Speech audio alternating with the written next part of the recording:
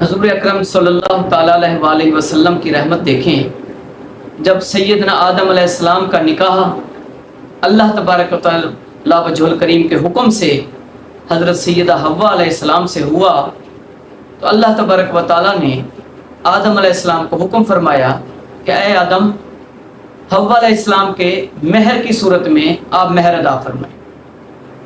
آدم علیہ السلام نے عرض کی یا اللہ کیا مہر ہوگا؟ تو آقا نامدار صلی اللہ علیہ وسلم کی رحمت دیکھیں، اللہ نے فرمایا اے آدم، تمہاری نسل پاک سے آخر الزمان نبی علیہ الصلوۃ والسلام تشریف فرما ہوں گے، تو تم حضور اکرم صلی اللہ علیہ وسلم کی ذات مقدسہ پہ اے آدم آپ درود فرمائیے۔ آدم علیہ السلام نے درود پڑھا اور وہ درود اکبر